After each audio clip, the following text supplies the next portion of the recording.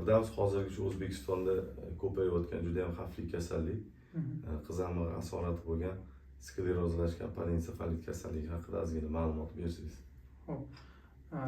Uni o'zbek tilida aytganda shu o'tkir osti sklerozlanuvchi palensefalit kasalligi deyiladi. Asosan bu qizamiqdan keyin shu bolalarda ko'pincha hozirgi biz O'zbekistonda uchrayotgan bemorlarda 1 yoshgacha, ya'ni emlatma olish davrigacha bo'lgan qizamiq bilan kasallangan va undan keyin bolalar qizamiqdan to'liq sog'ayib, oradan 3-3,5 yil o'tgandan keyin nevrologik og'ir asorat bo'lgan o'tkir osti sklerozli palensefalit kasalligiga uchragan. Endi bu kasallikka uchrash uchun birinchi navbatda aytganimizdek qizamiq virusi sabab bo'lyapti. Va hozirgi kunda biz tekshiryapmiz ko'pincha bolalardagi immun tizimda holati. Chunki Quvada ko'rdim bitta kasalni, shu 3 ta egizak, uchalasi ham qizamiq bo'lgan, bittasida palensefalit. Ya'ni immun tizimga bog'liq holatda ketyapti bu kasallik. Bu kasallikni og'ir tomoni nimada? O'zini darajalari bor.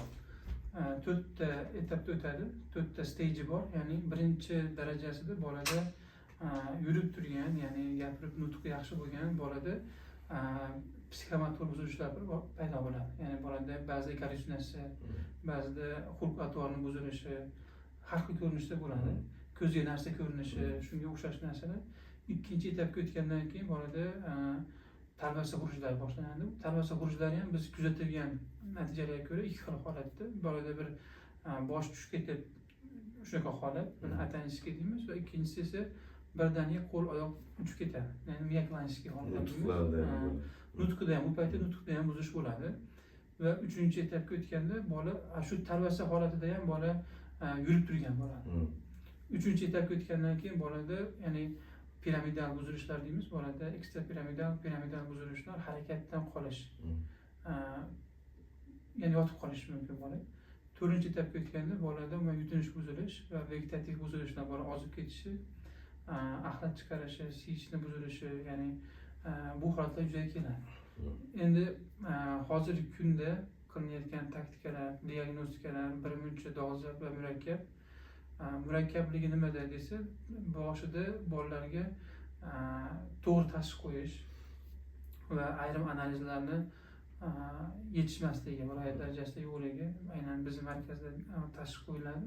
Bu bolalarga orqa miya suyuqligi va qondagi plazmadagi qizamiqni miqdorini o'lchab turib, titrini hisoblab turib, shu ensefalit kasalligiga qo'yiladi, palensefalit kasalligiga qo'yiladi. Orqa miya suyuqligidagi nisbati va qondagi nisbatini olib turib, nisbati yuqori bo'ladigan bo'lsa, unga alohida taktika qilinadi. Ya'ni hozirgi kunda 2022-yil bo'yicha Yevropa protokoli va Yevropada, Turkiyada va Hindistonda biz ko'rib chiqdik tajribalarni. Immunoglobulin davolash maqsadida va interferon ham davolash maqsadida hozir Altivir nomi bilan mashhur sotuvdagi nomi, izoprinazin, gerapinasinlar bor. Bulardan foydalanib kelinyapti hozirgi kunda. Endi sudurga qarshi dori vositalari clonazepam, lamotrigin, canurex degan dorilarimizni berib kelyapmiz. Sudurgini bartaraf qilyapti bular. Endi davolash hozirgi kunda faqat simptomatik bo'lgan virusga qarshi dorilar bolaga ta'siri juda qiyin va uzoq muddatli ishni talab qiladi bu narsa. Tushunarli. Endi savol bor edi menda hozir, aynan bu kasallik qizamiq asoratidan keyinligi va faqat 3,5 yildan yoki 1 yildan keyin yoki 2 yildan keyin yoki 5 yildan keyin qaytalanishi mumkinmi? Yoki bolada shu 14-12 yoshlarida gormonal o'zgarish bo'ladi, o'smirlik paytiga o'tadi. Qiz bolada ham, o'g'il bolada ham. Shu holatda bu kasallik qanaqa ta'sir ko'rsatadi? Kasallikning tipik formasi va atipik formasi bor. Tipik formasi aytganimizdek, masalan 3 yildan ba'zi adabiyotlarda 28-32 yilgacha saqlanib qoladi virus. Uni bilmaymiz. Ya'ni mana oddiy misol, hozirgi paytda biz o'zimizni ko'rib yurgan kasallar hammasi bola sog'lom bo'lgan. Ota-ona bu haqida o'ylamagan. Xuddi shuningdek, menga Qozog'istondan kasal keldi, 10 yoshli qizcha. Yani 2 hafta ham bo'lgani yo'q, 10 yoshli qizcha, 10 yoshlikda boshlandi. 10 yoshida. 7-8 oyda qizamiq bo'lgan. Hozir bizni O'zbekistonda aksariyat bolalar 3-3,5 yoshida. Hozir kuzatilayotgan. Kuzatilayotgan 3-3,5 yoshida. Juda kamdan kam holat, atipik holat deymiz. Erta kechishi mumkin. 2 yil yoki 1,5 yil ichida uchrashi. Bu juda kamdan kam. Lekin bor. Bu holat bizda aniqlangan yo'q hozircha. Bizda yo'q. Bitta bemorni shunday deb o'yladik. O'ylab turib, lekin panensefalitga o'xshatmadim.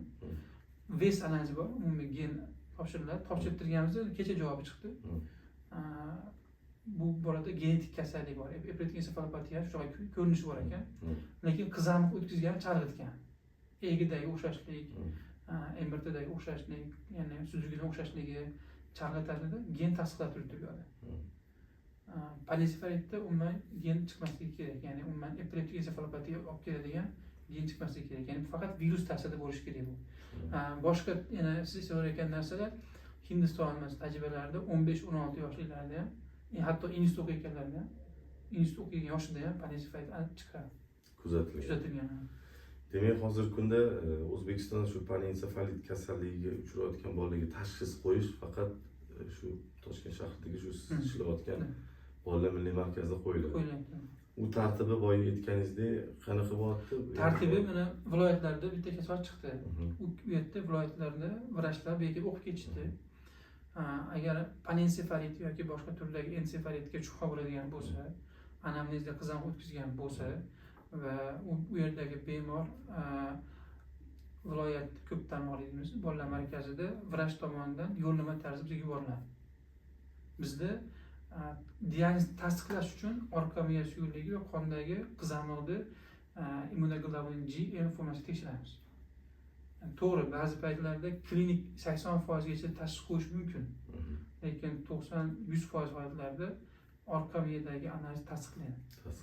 Keyin to'liq shu kasallik sklerozlashgan panensefalitisa bo'ladi. Bo'ladi shunday. Bitta holat yuzaga keldi, yaqinda ham Xorazmda olib ketdi. 7 yoshli bola. 8-kun diagnoz qo'ydik. 8-kuni chunki egisi o'xshamayapti bir ko'rinishda. Bolani qizamiq o'tkazgan davri o'xshamayapti. Oxirgi kuni analizlar chiqdi va egidagi holat o'zgarishni ko'rib panensefalit qo'ydik. Hindistonga biz maslahat berdik, yuborib ko'rdik Hindistonga. U yerda ham shu kasallik tasdiqladi. Kelishdi. Tasdiqladi. Endi doktor bitta narsani so'raymiz, nimalarga e'tibor berish kerak? Mana bola qizamiq bo'ldi. Hozir xalqda shu narsa tushuncha paydo bo'ldiki, meni farzandim 2019-yil yoki 2019-yildan keyin tug'ilgan, ya'ni Covid yuqqan bo'lishi mumkin. Qizamiq boshdan kechirgan. Biz nima qilaylik hozirgi paytda? Borib tekshirtiraylikmi yoki analizini olaylikmi degan savol tug'ildi. To'g'ri, bu o'rinli savol. Ko'pchilik kelyapti. Sizlardan eshitganlar bizga 2019 bo'lsa, qizamiq o'tkazgan bo'lsa, hammasi ham panensefalit bo'la olmaydi. Bitta panensefalit chiqish uchun o'sha populyatsiyada 100 mingdan 130 minggacha bo'lgan bola qizamiq bo'lgan bo'lishi kerak. Keyin hamma qizamiq o'tkazgan bola ham panensefalit bo'la olmaydi. Bu qizamiqni yovvoyi shtammiga bog'liq, virusini. Bolani individual immun tizimiga bog'liq. Qizamiq o'tkazdimi, xo'p, qizamiq o'tkazgan bo'lsa, bu bolalar panensefalit bo'ladi deb hech kim aytib olmaydi uni. Oldindan bilmaydi. Bilmaydi, hech kim bilmaydi. Endi bolani tekshirib turish maqsadida birinchi o'rinda aytyapman, ruhiy holati, bolani psixologik xulq-atvori kuzatiladi. O'zgarish bo'ldimi, nefrolog vrach olib kelish kerak, qilib ko'rish kerak.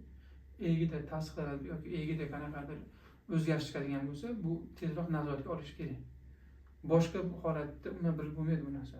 Endi hozirgi kunda shu panensefalit kasalligini oldini olish bo'yicha, uni davolash bo'yicha nima harakat bo'lyapti? Yaqinda yig'ilishda bo'ldik, sizlar qatnashdingiz. U yerda virusologiyani shu akademiki Erkin Isakovich, olimlar immunologiyadan kelishdi, vaksinatsiyadan. Oldin olishda men dunyo standartini ham ko'rib chiqdik. Aynan Britaniyaning o'zida James Goodson degan odam shu butun dunyo shu qizamiqqa qarshi vaksinatsiyani, immunizatsiyani boshlagan. 4-6 oylikdan emlashga o'tishni tavsiya qildi. Bizda ham shu narsa, hozir 6 oylikdan emlash mumkin. Uni ham sharti bor. Uni ham tatbiq qilish bor. Agar eng asosiy yo'l qiz panensefalitga uchramaslik faqat emlash xolos. O'zini vaqtida qizamiqqa qarshi vaksinani olish. Shu 6 oylikda oladi kimdir 1 yoshda. Uni sharti bor. Agar bola jamoat joyida ota-onasi ko'p chiqib yoki bola ham chiqadigan bo'lsa, u bola 6 oydan olish ma'qul. Bola agar bilasiz, izolyatsiyalangan bo'lsa, qanaqadir ota-onalar bor, faqat bitta odam qaraydi bolaga. Bola chiqmaydi. Ularga 1 yoshdan mumkin. Umuman olganda shu sklerozlashgan panensefallit kasalligini qanchalik xavfliligini bildik. Ko'rganmiz, nobud bo'lgan holatlar bor. Bizlar gruppamizdan xabaringiz bor. Eskitdan ishlab kelamiz siz bilan. Endi shu kasallikdan o'zi tuzalib ketish, yana hayotga sog'lom qaytish darajasi qanchalik? Uni boshida shu muolajani yaxshi qilinsa, bolaga ya'ni uhod deydi, e'tibor qaratsa, unda qanchalik buni samarasi bo'ladi? Biz samarasini chet el tajribalarini ko'rganmiz. Bunda 5% gacha remissiyaga tushadi degan bola. U degani kasallikda 4 etapi bo'ladigan bo'lsa, 4-etap, 3-etap, 2-etap bo'lib turib bola oldiga siljishi mumkin 5% holatda. Bu remissiya holati deymiz. Yaqinda Farg'onadan Qo'qondan bitta kasallik keldi. Ota-onasiga biz endi kelgandan keyin borini tushuntiramiz. Yo'llarni aytamiz. Mana bunaqa yo'l bor, bunaqa yo'l bor deb aytamizda, endi u odam og'ir deyapsiz, uni davolab nima qilaman degan savolni berdi menga. Deganda aytdim men. Bu qo'pol qaytgan lotereyaga o'xshagan narsa-da.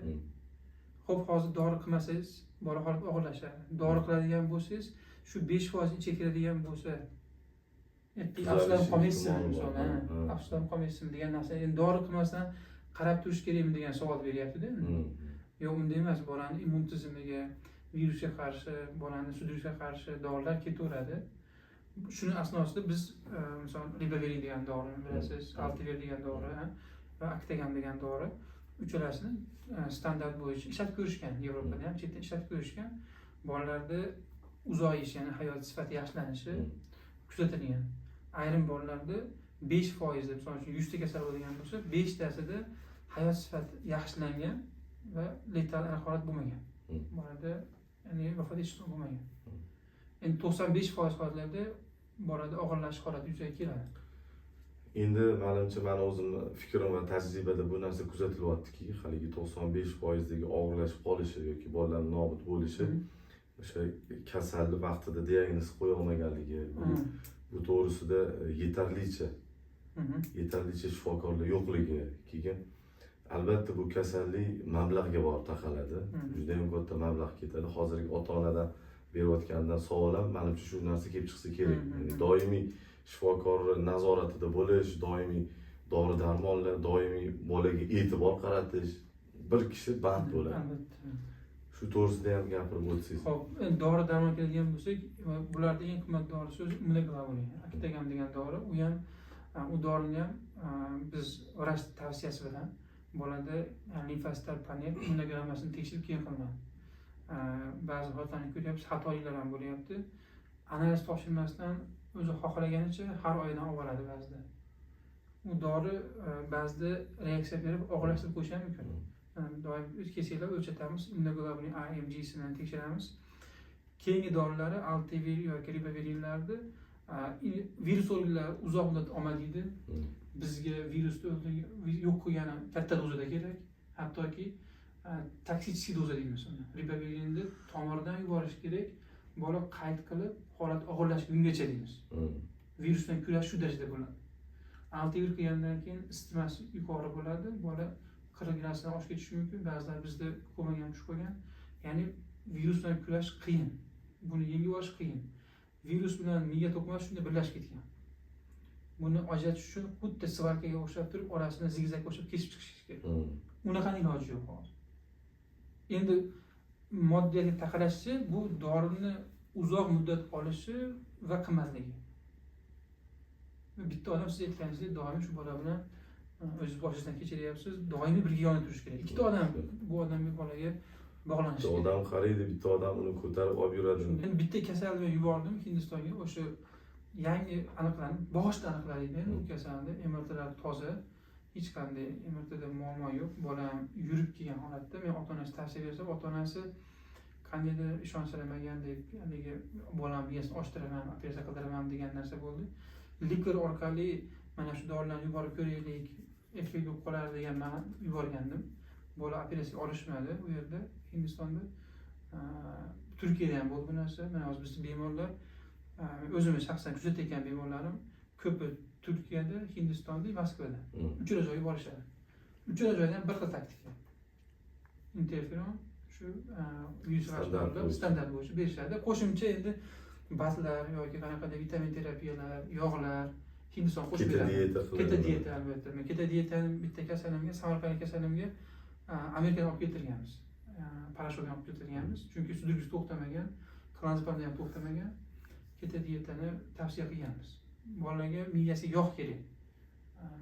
Shuning uchun doimiy holatda biz shu ratsionga ham e'tibor beringlar deb aytamiz. Ratsionni buzilsa, davolash shunaqasi cho'zilib boraveradi. O'sha Klinitron Junior degan kasha beramiz, resurs degan, o'sha kashani berib kelyapmiz 2 yildan beri. O'sha bilan bolani holati, vazni, vitaminga to'la bo'lyapti. U viloyatlarda yo'q ekan, endi ozgina muammo bo'lyapti. Yana bir savol bor edi. Hozirgi kunda viloyatlardagi shifokorlarning bir malakasini oshirish, ushbu kasallik bilan ko'proq ma'lumot bo'yicha, berish bo'yicha nima ishlar amalga oshiriladi? Buni hozir amalga oshirib bo'ldik, chunki vazirlik tomonidan yig'ilish o'tkazildi. Keyin bizning markaz va vrachlar shifokorlar markazini rivojlantirish markazi bor. U yer birlashib turib, 12 ta viloyatda bosh nevrologlar keldi bu yerga. Kelib, bizni milliy markazda va bilsangiz Yunusoboddagi bolalar klinikasi bor. U yerda 9 kun davomida aynan shu kasallik bo'yicha hamdardlik bu yerda amaliy ilm olib ketishdi. Keyin shu viloyatlarda birinchi raqamli nevrolog bo'ladi. O'sha nevrologlar sizni biladi hammasi. Telefon nomeringiz bor. Agar qaysidir masala bo'yicha savollari bo'lsa, sizga telefon olib chiqishi mumkin. Mumkin-da, ularni guruh ochganmiz. Misol Surxondaryo, Samarqand hammasi, Vodiy, Voha, Toshkent viloyati hammasini men bosh nevrologga yig'ganmiz. Bitta guruh ochganmiz. Aynan shu prinsipiatlar uchun ochganmiz guruhni. Chunki bolalarni rotatsiya qilish qiyin-da. Viloyatdan bizga yuboradi, bola o'pkasida og'irlashib qolishi mumkin. Uni biz Zoomda yoki Telegramda video chat orqali anaqa beramiz, xulosa beramiz ularga. Guruhimiz bor.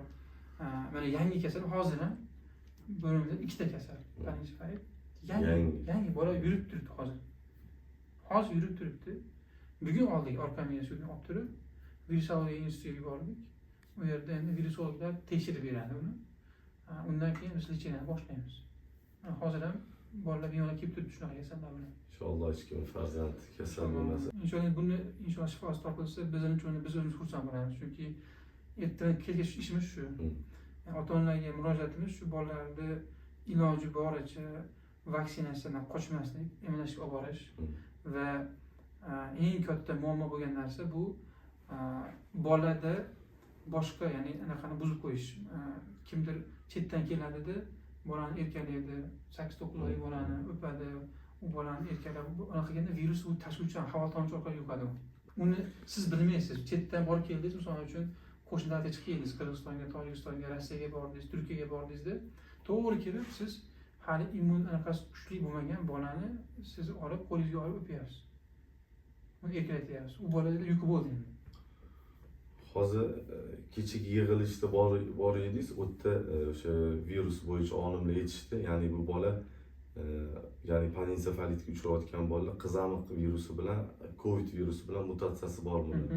Endi shuni bilyapmizki, hozirgi shu asrimizda viruslar asri bo'lyapti hozir. O'shan bilan bo'lgani uchun siz izolyatsiya, ya'ni 1 yoshgacha o'sha farzandni iloji boricha chetdan kelgan yoki ko'chada har xil hayvonlar bo'lishi mumkin, uyda boqishi mumkin yoki parranda boqishi mumkin. Hamma narsa tashuvchi bo'lishi mumkin biroz. Endi bilamizki, haqiqatda Covid bilan buni mutatsiya joyi bor, jihati bor. 2009 aynan shunga sabab. Mana bizga ota-onalar 2009 nimaga 2009 men o'zimni shu yig'gan statistikam bo'yicha ham 95% oshiq 2009. Hozir 140 ta 150 ta oshayotgan bo'lsa kasallar 95% 2009. Nima uchun desa, shu bolalarda 2009 tug'ilgan, to'g'ri. 6 oydan 9 oy orasigacha bo'lgan hammasi qizamiq o'tkazgan. Bolam 6 oyligida, bolam 9 oylik deydi. Sabab nimada desa, Covid kelib chiqdi.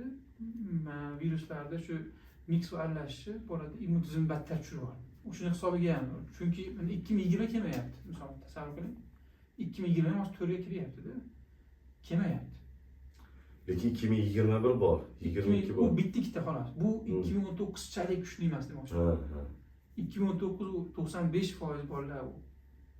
Qolgan 6-7% siz aytgan 2021, 2022, 2017, 18 ham bor. 2016 ham bor. Bitta ikkita. Ko'pi 2019. Aslida endi 2019. Shunday. Bu Covidga bog'liq tomoni bor albatta. Kattakon rahmat sizga. Qo'shimchalaringiz bor? Yo'q, shu yetarli inshaalloh. Ota-onalarga shu maslahatimiz shu iloji bor izolyatsiya bolani standart bo'yicha jadvali bor-ku o'zini. Emlatma jadvali. Doimiy bundan olib chiqib ko'rsatib turish kerak.